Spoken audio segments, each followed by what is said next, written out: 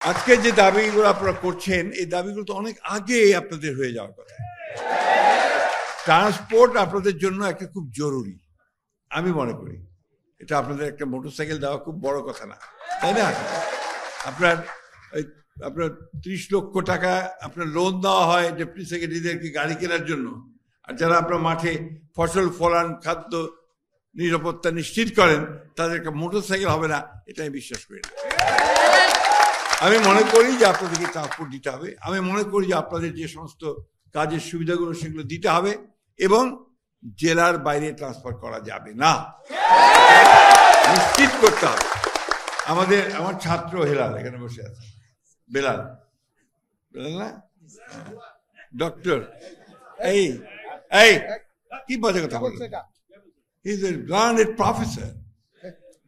আপনি এইসব কথা বলেন কেন? আপনাকে বুঝতে হবে যে উনি একজন সম্মানিত ব্যক্তি। তো আমি ওনার সঙ্গে এই জায়গায় একটু ডিফার করি এই জন্যে যে ওনারা একে তো অল্প বেতন তো বেশি না, তারপর যে আপনি বাইরে ট্রান্সফার করে দেন, তাহলে তার পক্ষে বাড়ির চিন্তা, ছেলে মেয়েদের চিন্তা করবেন না, কাজ করবেন। এটা আরেকটা ঘটনা আছে আপনার প্রাইমারি স্কুলের টিচার হেডমাস্টারদেরকে বদলি করে দেয়, এবং তার বদলি ঠিক করতে তাকে ঢাকায় আসতে হয়। অদ্ভুত ব্যাপার।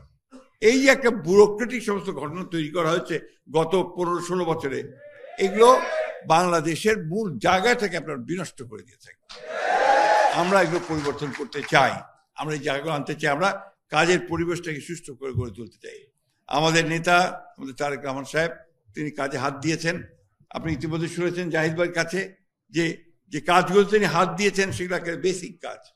এই যে ফ্যামিলি কার্ড, কৃষক কার্ড, খাল খনন কর্মসূচি, আপনার বৃক্ষরোপণ, আমাদের এই যে মসজিদে মন্দিরে যারা আপনার পুরোহিত আছেন, ইমাম আছেন, তাদেরকে ভাতা প্রদান করা, খেলোয়াড়দেরকে যারা খেলাধুলা করে তাদেরকে ভাতা দেওয়া, তাদেরকে আপনার যারা দুস্থ খেলোয়াড় তাদেরকে ভাতা দেওয়া, এগুলো যুগান্তকারী পদক্ষেপ তিনি নিয়েছেন। আমি প্রস্তাব করবো ভাবছি, আমার সঙ্গে জাহিদ ভাই নিশ্চয় একমত থাকবেন, যে আগে শ্রেষ্ঠ কৃষকদের একটা জাতীয় পুরস্কার দেওয়া হতো, সেটা আবার চালু করার কথা আমি বলবো। একই সঙ্গে শ্রেষ্ঠ সহকারী কৃষিবিদ, উপসহকারী কৃষি তাদেরকেও পুরস্কার দেওয়ার ব্যবস্থা করতে হবে, কৃষিবিদদের পুরস্কার দেওয়ার ব্যবস্থা করতে হবে। আমি খুব আনন্দিত হয়েছি, এইবার স্বাধীনতা পুরস্কার পেয়েছেন আমাদের কৃষি বিজ্ঞানী, এবং আনন্দের কথা তিনি আমার জেলার এবার তিনি স্বাধীনতা পদক পেয়েছেন, হাইয়েস্ট অ্যাওয়ার্ড। এই যে আমি দিলে হয় কি আমি উৎসাহ বাড়বে, মানুষদের কাজ করতে আগ্রহী হবে অনেক বেশি। আমরা এই প্রস্তাবগুলো আনবো, ইনশাআল্লাহ আমার মনে হয় আমরা সফল হব। আমরা মনে করি যে, আমি সবসময় যেটা মনে করি যে বাংলাদেশের সবচেয়ে পজিটিভ সেক্টর কোনটা? কৃষি। এবং কৃষিতে যে সাফল্য এনেছে এটা আর কোনো সেক্টরে আসে নাই। কেন বলি আপনাদেরকে, আমরা যখন স্বাধীনতা যুদ্ধ করলাম, আমি তো তখন আমরা যুবক, 1972 সালে, তখন আমাদের খাদ্য ঘাটতির পরিমাণ ছিল প্রায় 28 লক্ষ মেট্রিক টন। তখন জনসংখ্যা ছিল 7.5 কোটি, আর এখন জনসংখ্যা হচ্ছে প্রায় 20 কোটি। খাদ্য ঘাটতি নাই বললেই চলে। কারা করেছে এটা? ওই কৃষকেরা, যারা রোদে পুড়ে ঘামে ভিজে রক্তকে পানি করে ফসল উৎপাদন করে। আর আপনারা যারা ওই ডেসিমিনেট করেন, তাদের পাশে দাঁড়ান, যে প্রযুক্তিটা আপনারা নিয়ে যান, তাকে বোঝান, সেইভাবে কাজ করে।